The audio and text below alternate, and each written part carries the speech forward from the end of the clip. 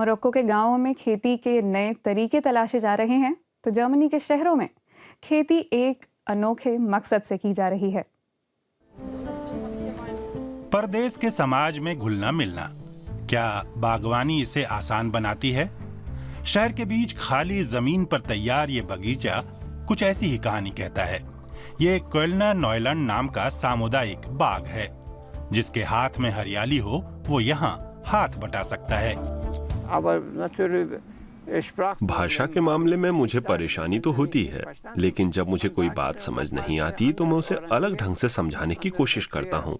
मुझे अभी तक कोई कठिनाई नहीं हुई है। गोएकल्प 40 साल से जर्मनी में रह रहे हैं।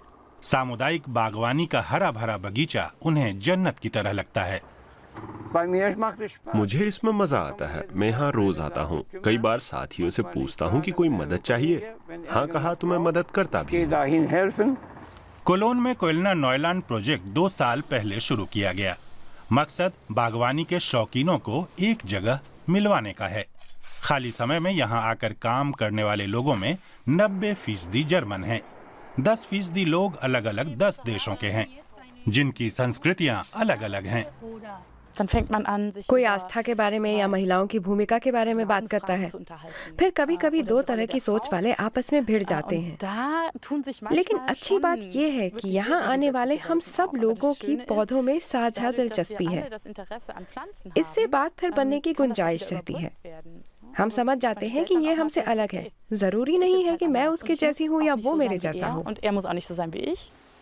बागवानी के दौरान समाज में घुलना मिलना प्रोजेक्ट में शामिल नहीं था, लेकिन वक्त बीतने के साथ विदेशी मूल के कई लोग बागवानी के लिए आने लगे।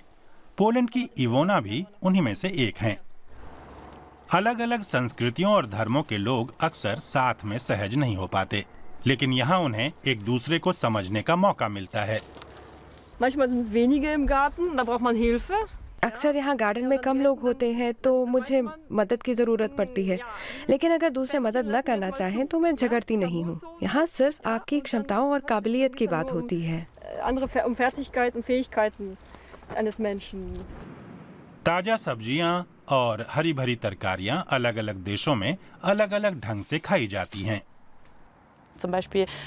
उदाहरण के लिए इस भटकोइया को यहाँ जहरीला माना जाता था, लेकिन बीते साल यहाँ एक अफ्रीकी परिवार आया और उन्होंने इसका खूब इस्तेमाल किया। तब हमने कहा कि हे भगवान, ये बहुत जहरीला है। उन्होंने कहा नहीं, हम इसे पालक की तरह भून के खाते हैं। क्या आप इसे चखेंगे? और यूं ही हमने कुछ नया सीख लिया। और अब बाग में उगाई गई सब्जियों को एक साथ खाने और कुछ वक्त साथ बिताने का समय है। सब्जियों को भूनने के लिए आग तैयार है। पेड़ पौधों और बागवानी का प्यार कभी अनजान रहे लोगों को एक दूसरे के करीब ला रहा है।